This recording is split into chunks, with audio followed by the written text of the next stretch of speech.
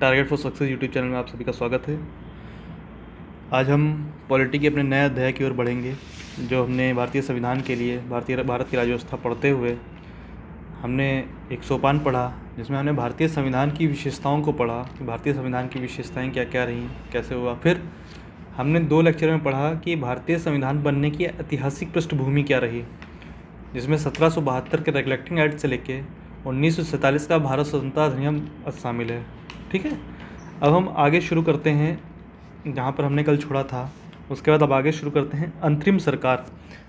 तो एक अंतरिम सरकार का गठन हुआ था, जहाँ से संविधान सभा का हमारा प्रारंभ होता है, या एक नया विषय, नया टॉपिक शुरू हो रहा है। तो आप लोग इसे ध्यान देकर पढ़िए, और जो पीछे छूट गया है तो वो आप रिवाइज़ करते रहिएगा। बाकी आप पढ़ लीजिएगा यूट्यूब में वीडियो में देख के, आप यहाँ से भी नोट्स बना सकते हैं। तो संविधान सभा का गठन कैसे हुआ, पहले हम देखते हैं। अंतरिम सरकार 1946 में गठित हुई। तो अंतरिम सरकार के सदस्य कौन कौन थे, तो यह हमने आपको लिस्ट दे रखी है अंतरिम सरकार के सदस्य और उनके द्वारा क्या क्या विभाग लिए गए थे। आप इसे नोट कर लीजिए। जैसे जवाहरलाल नेहरू के पास ये अंतरिम सरकार के उपाध्यक्ष थे। अंतरिम सरकार में जो भी परिषद बनी उसके उपाध्यक्ष थे। राष्ट्रमंडल संबंध सारे विभाग इनके पास थे, और विदेशी मामलों के विभाग थे। सरदार वल्लभ भाई पटेल को गृह, सूचना एवं प्रसारण का विभाग मिला था। डॉक्टर राजेंद्र प्रसाद को खाद्य एवं कृषि का, जॉन मथाई उद्योग एवं नागरिक आपूर्ति, जगजीवन राम श्रम, सरदार बलदेव सिंह रक्षा।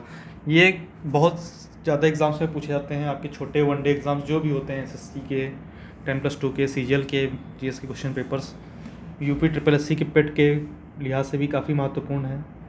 और साथ ही आपका जो भी वीडियो का भी एग्ज़ाम होने वाला है, और भी कई सारे एग्ज़ाम्स जहाँ पे भी इंडियन पॉलिटी पूछी जाती है, ये क्वेश्चंस बहुत महत्वपूर्ण हैं, ये टॉपिक्स जो यहाँ पर हम आपको पढ़ा रहे हैं। ठीक है, तो इन्हें नोट जरूर कर लीजिएगा आप। और CH भाभा, कार्य खनन एवं ऊर्जा का विभाग इन्हें मिला था। लियाकत अली खान आपको पता होगा, मुस्लिम लीग के संस्थापक सदस्यों में से एक थे, इन्हें वित्त मंत्रालय मिला। अब्दुल रब निस्तार को डाक और वायु, आसफ अली को रेलवे एवं परिवहन, C राजगोपालाचारी को शिक्षा एवं कला, I चुंद्रीगर को वाणिज्य, गजनफर अली खान स्वास्थ्य, और जोगेंद्रनाथ मंडल को विधि का विभाग मिला था। ये 14 लोगों की सूची है आपके आगे। और जो भी अंतरिम सरकार के सदस्य थे, ये सभी के सभी वायसराय की कार्यकारी परिषद के सदस्य थे। इस परिषद का प्रमुख वायसराय था, और पंडित जवाहरलाल नेहरू इस परिषद के उपाध्यक्ष थे, जो आपको शुरू में बताया गया। ठीक है, इसके बाद भारत स्वतंत्र होता है, और स्वतंत्र भारत का भी पहला मंत्रिमंडल हम देख लेते हैं कैसा था। तो अगला टॉपिक आ जाता है स्वतंत्र भारत का पहला मंत्रिमंडल। तो अभी देखते हैं स्वतंत्र भारत का पहला मंत्रिमंडल कैसा था। तो ये है स्वतंत्र भारत का पहला मंत्रिमंडल। इसमें पंडित जवाहरलाल नेहरू को प्रधानमंत्री बने थे ये, और साथ ही में राष्ट्रमंडल तथा विदेशी विभाग भी थे, और साथ में वैधानिक शोध का भी विभाग था, वैज्ञानिक शोध का विभाग इन्हीं के पास था। नंबर 2 पोजीशन जिनकी थी सरदार वल्लभ भाई पटेल, इनको गृह मंत्रालय मिला हुआ था, सूचना एवं प्रसारण मंत्रालय तथा राज्यों के समस्त मामले मिले हुए थे।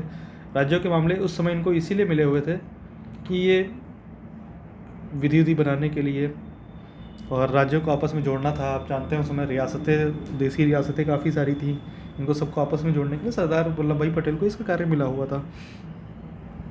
डॉक्टर राजेंद्र प्रसाद, जब तक हमारा संविधान बन नहीं गया और राष्ट्रपति का पद नहीं बना, तब तक डॉक्टर राजेंद्र प्रसाद इसमें खाद्य एवं कृषि का विभाग संभालते रहे। मौलाना अबुल कलाम आज़ाद को शिक्षा मंत्रालय मिला, डॉक्टर जॉन मथाई को रेलवे एवं परिवहन, R.K. षणमुगम शेट्टी को वित्त, B.R. अम्बेडकर को विधि, जगजीवन राम को श्रम, सरदार बलदेव सिंह को रक्षा, राजकुमारी अमृत कौर को स्वास्थ्य, C.H. भाभा वाणिज्य, रफ़ी अहमद किदवई संचार, डॉक्टर श्यामा प्रसाद मुखर्जी उद्योग एवं आपूर्ति, और नरहर विष्णु गाडगिल को कार्य एवं खनन ऊर्जा का विभाग मिला हुआ था। इनको VN गाडगिल या NV गाडगिल आप कुछ भी बोल सकते हैं। इनको कार्य खनन एवं ऊर्जा का विभाग मिला हुआ था। आपने देखा होगा अंतरिम सरकार के कुछ सदस्य इसमें नहीं हैं, इसमें कुछ नए सदस्य जुड़े। ऐसा इसलिए हुआ कि जब भारत स्वतंत्रता अधिनियम आया, तो यहाँ पर 2 डोमिनियन राज्य और दोनों के लिए अलग अलग संविधान सभाओं का गठन कर दिया गया। तो जो पाकिस्तान और पूर्वी पाकिस्तान और पश्चिमी पाकिस्तान के हिसाब से गठित हुआ था, जो पाकिस्तान के सदस्य थे, जो मुस्लिम लीग के सदस्य थे, और जिनका पाकिस्तान में कॉन्स्टिट्यूंसी आई, जो वहाँ जाना चाहते थे, वह संविधान सभा से, भारतीय संविधान सभा से अलग हो गए। ठीक है, अब अगले टॉपिक पे हम आते हैं, जो हमारा नया टॉपिक शुरू होता है संविधान का निर्माण। बहुत इम्पोर्टेंट टॉपिक है और बहुत ही इंटरेस्टिंग टॉपिक है। इसमें 2 लेक्चर होंगे। संविधान के निर्माण में 2 से 3 लेक्चर तक भी जा सकता है, क्योंकि मैं नहीं चाहता कि आपका कोई भी पॉइंट, कोई भी फैक्ट ऐसा छूटे जो एग्ज़ाम में है और आप बोलेंगे हमने तो ये पढ़ा ही नहीं है। तो डिटेल में पढ़ेंगे, कोशिश करेंगे अच्छा लगे। और आज ही अगर आप रिवाइज़ कर लेंगे इसको पढ़ते हुए, तो एक बार पढ़िए, इसको रिवाइज़ कर लीजिए, आपको दोबारा पढ़ने की आवश्यकता नहीं पड़ेगी। संविधान सभा का निर्माण, संविधान के निर्माण के लिए एक सभा चाहिए। कुछ लोग बैठेंगे, बैठ के आपस में बातें करेंगे, लिखेंगे, विचार विमर्श होगा, समितियां बनेंगी, कहाँ से क्या रखना है क्या नहीं रखना है। तो एक सभा होती है जिसे कहा गया संविधान सभा। इस संविधान सभा का सर्वप्रथम विचार किसने दिया? तो इम्पोर्टेंट क्वेश्चन है, क्वेश्चन डायरेक्ट आ भी चुका है, कई बार आया हुआ है कि संविधान सभा के गठन का विचार किसने रखा था। तो पहली बार भारत में संविधान सभा के गठन का विचार सन 1934 में श्री एम.एन. रॉय ने रखा था। ठीक है, एम.एन. रॉय एक प्रखर वामपंथी आंदोलन के नेता थे, वामपंथी आंदोलन के एक प्रखर नेता थे।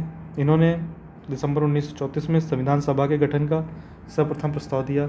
आप इसको अंडरलाइन कर लीजिए, इसको नोट कर लीजिए। एम.एन. रॉय ने दिसंबर 1934 में संविधान सभा के गठन का सर्वप्रथम विचार दिया। उसके बाद का घटनाक्रम हुआ 1935 का भारतीय कांग्रेस 1935 में भारतीय राष्ट्रीय कांग्रेस ने पहली बार संविधान सभा की आधिकारिक मांग की। उन्होंने आधिकारिक रूप से बोला कि उन्हें संविधान सभा चाहिए, संविधान सभा का गठन करना है। और 1938 में भारतीय राष्ट्रीय कांग्रेस की ओर से बोलते हुए पंडित जवाहरलाल नेहरू ने घोषणा की, ठीक है, पंडित जवाहरलाल नेहरू ने क्या घोषणा की कि स्वतंत्र भारत के संविधान का निर्माण वयस्क मताधिकार, नोट करिएगा इस बात को, वयस्क मताधिकार के आधार पर निर्वाचित सदस्य सभा द्वारा, ये चल क्यों नहीं रहा है, हाँ, निर्वाचित सदस्य सभा द्वारा किया जाएगा और इसमें कोई बाह्य हस्तक्षेप नहीं होगा, जिससे अंततः ब्रिटिश सरकार ने सैद्धांतिक रूप से इस चीज़ को स्वीकार कर लिया। ठीक है, इसके बाद 1940 में अगस्त प्रस्ताव लाया गया। अगस्त प्रस्ताव में ब्रिटिश सरकार ने सैद्धांतिक रूप से इसको स्वीकार किया था। ठीक है, जिसमें कहा गया कि भारतीयों के लिए स्वयं का संविधान होना चाहिए। उसके बाद 1942 में ब्रिटिश सरकार के कैबिनेट के एक मंत्री थे सर स्टैफोर्ड क्रिप्स, अब नाम नोट कर लीजिए, सर स्टैफोर्ड क्रिप्स, जो जिनकी अध्यक्षता में एक मिशन बना, इसीलिए इसे क्रिप्स मिशन कहा गया। ठीक है, क्रिप्स प्रस्ताव कहा गया। या स्वतंत्र संविधान के निर्माण के लिए ब्रिटिश सरकार के एक प्रारूप के प्रस्ताव के साथ आए थे। इस संविधान का देखिए अभी क्या था, या द्वितीय विश्व युद्ध का काल था, 1939 से 1945 द्वितीय विश्व युद्ध का काल रहा। तो यह जब वहाँ से आए थे तो इनका कहना था, ब्रिटिश संसद का कहना था ब्रिटिश सरकार का, कि द्वितीय विश्व युद्ध के बाद एक नया संविधान अपना लिया जाएगा। संविधान का प्रारूप ये लेके आए थे, कैसे बनना है कैसे नहीं बनना है। उस समय तक मुस्लिम लीग की मांग हो चुकी थी कि भारत को 2 स्वायत्त हिस्सों में बांट दिया जाए, जिनकी अपनी अपनी संविधान सभाएँ हों। तो क्रिप्स मिशन ने जो है दो संविधान सभाओं की मांग को ठुकरा दिया, और लेकिन उसने एक ऐसी संविधान सभा के निर्माण की बात रखी जिसने मुस्लिम लीग को काफ़ी हद तक संतुष्ट किया। ये 1946 का कैबिनेट मिशन आया था भारत, 1942 के क्रिप्स मिशन को तो पूरी तरह से ठुकरा दिया गया। तो ये जो कैबिनेट मिशन 1946 का आया था, इसके जो सुझाव थे वो क्या थे, देखते हैं। इस योजना की कुछ विशेषताएं थी, जैसे संविधान सभा के कुल सदस्यों की संख्या, ये पहले की बात है, स्वतंत्रता से पूर्व जब दोनों कांग्रेस और मुस्लिम लीग मिलकर संविधान सभा का निर्माण करना चाहती थी, उस समय संविधान सभा के कुल सदस्यों की मांग रखी गई थी। कुल सदस्य संख्या होनी चाहिए थी 389। इनमें से 296 सीटें ब्रिटिश भारत, जितने भाग पे ब्रिटिश का डायरेक्ट राज्य था, डायरेक्ट शासन करते थे, गवर्न करते थे, वहाँ से 289 सीटें और 93 सीटें देसी रियासतों को आवंटित की जानी थी। अब इन 296 सीटों का भी बंटवारा है, देखिए कैसे है। 296 सीटों में से 292 सदस्यों का चयन सीधे सीधे 11 गवर्नरों के प्रांत से होना था। उस समय 11 प्रांतों में भारत के शासन को डिवाइड कर रखा था इन्होंने, जैसे मध्य प्रांत, हमारा उत्तर प्रांत, और यूनाइटेड प्रोविंस था, संयुक्त प्रांत था, मध्य प्रांत था, बंगाल अलग पूरा कर रखा था, मद्रास प्रांत अलग था, बम्बई प्रांत, इस तरह से कुल 11 प्रांत थे, और जहाँ से 292 सदस्यों का चयन किया जाना था, और 4 का चयन मुख्य आयुक्तों के प्रांत से किया जाना था। इन्होंने मुख्य आयुक्त का भी प्रांत बनाए थे, 4 मुख्य आयुक्त के प्रांत थे, वहाँ से चयन किया जाना था, यानी कि 11 और 4, ठीक है। 292 सदस्यों का 11 गवर्नरों के प्रांत से और 4 का चयन मुख्य आयुक्तों के प्रांत से, और साथ में हर प्रांत और देसी रियासत ये अच्छा, देसी रियासतों में से कुछ रियासत ऐसी थी जैसे जिनकी रियासतें इतनी बड़ी बड़ी होती थी, एक आध जिले हो गए, तो इसमें जो छोटे राज्य होते थे, इन राज्यों के मामले में राज्यों का एक समूह बना दिया गया, उनको जनसंख्या के अनुपात से सीटें आवंटित की गई, पर ये कभी हो नहीं पाया क्योंकि देसी रियासतें इसमें नहीं जुड़ी थी। ठीक है, खैर मोटे तौर पे कहा गया कि प्रत्येक 10 लाख लोगों पर एक सीट आवंटित की गई है, मोटे तौर पे यह कहा गया। ठीक है, अच्छा, ब्रिटिश प्रांत को जो सीटें आवंटित की गई थी उसमें भी सीटों का निर्धारण 3 मुख्य संप्रदायों के बीच में था। सांप्रदायिक निर्वाचन ला चुके थे ब्रिटिश, ये आपको पहले भी बता दिया है। 1892 से शुरू हुआ 1909, जिसकी परिणति 1919 तक पहुंची। ये 3 मुख्य संप्रदाय जिनमें बांटा गया था, इसमें मुस्लिम, सिख और सामान्य में मुस्लिम और सिख को छोड़ के सभी आ रहे थे। ठीक है, हर समुदाय के प्रतिनिधियों का चुनाव प्रांतीय असेंबली से उस समुदाय के सदस्यों द्वारा ही किया जाना था। ऐसा नहीं कि सिर्फ सीट आरक्षित नहीं, गिला है उसकी सीट आरक्षित है वहाँ से, वही नहीं, जो समुदाय के सदस्य थे वही अपने आरक्षित सदस्यों को चुन सकते थे। ठीक है, और एकल संक्रमणीय मत के माध्यम से समानुपातिक प्रतिनिधित्व प्रणाली के माध्यम से मतदान किया गया। देसी रियासतों के प्रतिनिधियों का चयन रियासत के जो प्रमुख थे, जो रियासतों के राजा होते थे, उनके द्वारा किया जाना था। वह सिर्फ नामांकित करके भेजना था, यहाँ पर चुनाव का कुछ नहीं था। तो संविधान सभा आंशिक रूप से चुनी हुई थी, जैसे सदस्य चुने गए थे प्रांतीय असेंबली के, और रियासतों के और जो कमिश्नरी क्षेत्र हैं वहाँ से नामांकित किए गए थे। तो संविधान सभा आंशिक रूप से चुनी हुई थी और आंशिक रूप से नामांकित थी। ठीक है, इसके अलावा सदस्यों का जो चयन था वो अप्रत्यक्ष रूप से प्रांतीय व्यवस्थापिका के सदस्यों द्वारा किया जाना था। तो जिसका चुनाव कैसे किया गया, एक सीमित मताधिकार के आधार पर किया गया। ठीक है, आगे आते हैं। संविधान सभा के लिए चुनाव का हुआ, यह चुनाव जुलाई से अगस्त 1946 के मध्य संपन्न हुआ, जिसमें ब्रिटिश भारत के लिए, जो ब्रिटिश भारत था उसमें 296 सीटें थीं। इनमें से भारतीय राष्ट्रीय कांग्रेस को 208 सीटें मिली, मुस्लिम लीग को 73 और जो छोटे समूह या स्वतंत्र सदस्य थे उनको 15 सीटें मिली। देसी रियासतों की आवंटित 93 सीटें नहीं भर पाई क्योंकि उन्होंने खुद को संविधान सभा से अलग रखने का निर्णय लिया, ये हमने आपको पहले बताया है। ठीक है,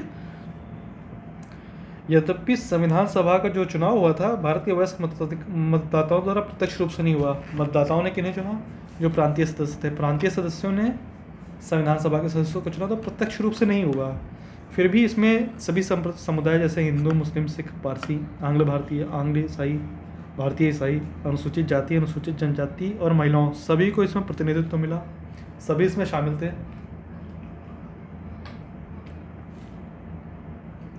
उस समय भारत की सभी बड़ी हस्तियां संविधान सभा में शामिल थीं, सिवाय महात्मा गांधी जी के अपवाद को अगर छोड़ दिया जाए तो। महात्मा गांधी जी संविधान सभा से अलग थे, उन शामिल नहीं हुए थे। ठीक है, अब आगे आते हैं संविधान सभा की कार्यप्रणाली कैसे शुरू हुई। संविधान सभा की पहली बैठक 9 दिसंबर 1946 को हुई। खास बात, मुस्लिम लीग ने इस बैठक का तुरंत बहिष्कार कर दिया और अलग पाकिस्तान की मांग पे अड़ गई है। मुस्लिम लीग तुरंत अलग पाकिस्तान की मांग पे यहाँ पर भी अड़ गई थी। इस बैठक में सिर्फ 211 सदस्यों ने भाग लिया और जो प्रणाली उस समय अपनाई गई, जो भी सभा बनी, सभा का एक अध्यक्ष होना चाहिए, एक सभापति होना चाहिए। तो फ्रांस में इस तरह की प्रणाली अपनाई जाती है, जब भी वहाँ पे उनकी नई असेंबली का निर्माण होता है तो वहाँ पर जो सीनियर मोस्ट होता है उसे उसका अस्थायी अध्यक्ष बनाया जाता है। उसी तरह से फ्रांस की प्रारूप की नकल करते हुए भारत में इस संविधान सभा के जो सबसे वरिष्ठ सदस्य डॉक्टर सच्चिदानंद सिन्हा, इनको संविधान सभा का अस्थायी अध्यक्ष चुना गया और उसके बाद डॉक्टर राजेंद्र प्रसाद संविधान सभा के स्थायी अध्यक्ष निर्वाचित हुए। साथ ही डॉक्टर एच.सी. मुखर्जी और वी.टी. कृष्णाचारी ये संविधान सभा के उपाध्यक्ष निर्वाचित हुए। संविधान सभा के 2 उपाध्यक्ष थे। ठीक है, दोनों उपाध्यक्ष कौन कौन से, डॉक्टर एच.सी. मुखर्जी और वी.टी. कृष्णाचारी। आगे बढ़ते हैं। देखिए, जो फ्रांस की तरह सभा के सबसे वरिष्ठ सदस्य चुने गए, आज भी यही होता है, इसी परंपरा को फॉलो किया जाता है। जब भी नई लोकसभा चुनी जाती है, आप देखते होंगे एक अस्थायी अध्यक्ष चुना जाता है, वह सारे सांसदों को शपथ दिलवाते हैं। उसके बाद लोकसभा स्वयं में से एक स्थायी सदस्य अपना लोकसभा अध्यक्ष चुनती है। विधानसभाओं में भी इसी प्रकार होता है। ठीक है, आगे बढ़ते हैं। इसके बाद संविधान सभा में उद्देश्य प्रस्ताव को पारित किया गया। उद्देश्य प्रस्ताव कब पारित किया गया, बहुत महत्वपूर्ण है, और किसके द्वारा पारित किया गया। उद्देश्य प्रस्ताव 13 दिसंबर 1946 को पंडित नेहरू ने सभा में पारित किया। ठीक है, संविधान सभा में पंडित जवाहरलाल नेहरू ने इसे पारित किया। अब इसमें संविधान संरचना के ढांचे और दर्शन की एक झलक दी गई। इसमें कहा गया क्या कहा गया कि यह संविधान सभा भारत को एक स्वतंत्र संपूर्ण गणराज्य संप्रभु गणराज्य घोषित करती है। भारत को एक स्वतंत्र संप्रभु गणराज्य घोषित करती है। आप प्रस्तावना पढ़ेंगे, उद्देश्य प्रस्ताव से बहुत मिलती जुलती आपको लगेगी, ठीक है। और घोषित करती है कि अपने भविष्य के प्रशासन को चलाने के लिए एक संविधान के निर्माण की घोषणा करती है। उद्देश्य प्रस्ताव में संविधान सभा ने भविष्य के प्रशासन को चलाने के लिए एक संविधान के निर्माण की घोषणा की, ठीक है। इसमें ब्रिटिश भारत में शामिल सभी क्षेत्र, भारतीय राज्यों में शामिल सभी क्षेत्र तथा भारत से बाहर के इस प्रकार के सभी क्षेत्र व अन्य क्षेत्र जो इसमें शामिल होना चाहेंगे भारतीय संघ का हिस्सा होंगे। इसमें देश के रियासतों के लिए कुछ भी अलग से नहीं कहा गया, सभी शामिल हैं, सभी इसका हिस्सा होंगे, ठीक है। और सभी क्षेत्रों और उनकी सीमाओं का निर्धारण संविधान सभा द्वारा किया जाएगा तथा इसके लिए उपरांत के नियमों के अनुसार यदि वे चाहेंगे तो उनकी अवशिष्ट शक्तियाँ उनमें निहित रहेंगी और प्रशासन के संचालन के लिए वे सभी शक्तियाँ केवल उनको छोड़कर जो संघ में निहित हैं राज्यों को दे दी जाएंगी, ठीक है। आगे आते हैं। संप्रभु स्वतंत्र भारत की सभी शक्तियाँ एवं प्राधिकार, इसके अभिन्न अंग तथा सरकार के अंग सभी का स्रोत भारत की जनता को माना गया। सरकार का स्रोत, सरकार की सभी शक्तियों का स्रोत, उसके सभी अंगों की शक्तियों का स्रोत भारत की जनता को माना गया, ठीक है। और भारत के सभी लोगों के लिए न्यायिक, सामाजिक, आर्थिक एवं राजनीतिक स्वतंत्रता, 4 प्रकार की स्वतंत्रता का वर्णन वहाँ पर किया गया उद्देश्य प्रस्ताव में। कौन कौन सी? न्यायिक, सामाजिक, आर्थिक एवं राजनीतिक स्वतंत्रता। और समानता कौन से दिए गए अधिकार? सुरक्षा, अवसर की समता, विधि के समक्ष समता, विचार एवं अभिव्यक्ति की स्वतंत्रता, विश्वास भ्रमण करने की, संगठन आदि बनाने की स्वतंत्रता और लोक नैतिकता की स्थापना की सुनिश्चित करने किया जाएगी, ठीक है। साथ में इसमें यह भी कहा गया कि अल्पसंख्यकों, पिछड़े वर्गों तथा जनजातीय क्षेत्रों के लोगों को पर्याप्त सुरक्षा प्रदान की जाएगी। संघ की एकता को अक्षुण्ण बनाए रखा जाएगा तथा इसके भू क्षेत्र, समुद्र एवं वायु क्षेत्र को सभ्य देश के न्याय एवं विधि के अनुरूप सुरक्षा प्रदान की जाएगी। साथ ही इस प्राचीन भूमि को विश्व में उसका अधिकार एवं उचित स्थान दिलाया जाएगा तथा विश्व शांति एवं मानव कल्याण को बढ़ावा देने के निमित्त उसके योगदान को सुनिश्चित किया जाएगा। और ये जो प्रस्तावना पारित की गई थी, आपको बताया है, यह प्रस्तावना हमारी कब पारित की गई? 13 दिसंबर 1946 को उद्देश्य प्रस्ताव पेश किया गया, जिसको संविधान सभा ने 22 जनवरी 1946 को सर्वसम्मति से स्वीकार कर लिया, ठीक है। 13 दिसंबर को 1946 को पारित किया गया, 22 जनवरी 1947 यहाँ गलत लग गया है, को सर्वसम्मति से स्वीकार कर लिया गया। इसने संविधान के स्वरूप को काफ़ी हद तक प्रभावित किया था, ठीक है। और इसी के परिवर्तित रूप से क्या बनी? हमारी संविधान की प्रस्तावना बनी, ठीक। यहाँ से अब संविधान सभा की कार्यप्रणाली शुरू हो जाती है। इसके बाद देखेंगे स्वतंत्रता अधिनियम के द्वारा कुछ परिवर्तन हुआ। जो पाकिस्तान के हिस्से में जो सीटें आ रही थी, ब्रिटिश भारत की जो सीटें पाकिस्तान के हिस्से में चली गई थी, उतनी हट गई। देसी रियासत का प्रतिनिधि इसमें शामिल हुए, ठीक है। और कुछ यहाँ पे चेंजेस हुए।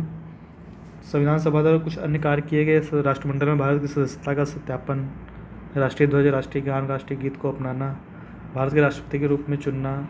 संविधान सभा की कुल 11 बैठकें जो 2 साल 11 माह और 18 दिन में संपन्न हुई, ठीक है। संविधान सभाओं के निर्माताओं ने कितने देशों के संविधानों का आकलन किया, इसके प्रारूप पे कितने दिन विचार हुआ और संविधान बनाने में कितने रुपए का खर्च आया, ये सब हम आगे अपनी अगली क्लास में देखेंगे।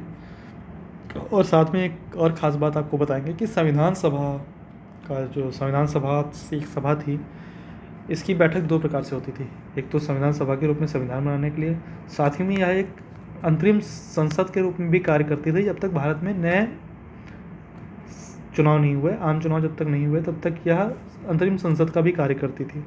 इसके बारे में भी आपको बताएंगे। इसमें कुछ समितियां बनी, उसके विषय में भी चर्चा करेंगे। तो तब तक के लिए आप ये पढ़िए। उम्मीद करता हूँ आपको अच्छी लग रही होगी क्लास। अगर अच्छी लगती है तो इसे ज़्यादा से ज़्यादा मात्रा में लाइक करें, सब्सक्राइब करें और शेयर करें। हमारा भी मनोबल बढ़ाएं ताकि आगे वीडियो बनाने के लिए हम भी प्रेरित रहें। धन्यवाद आप सभी का।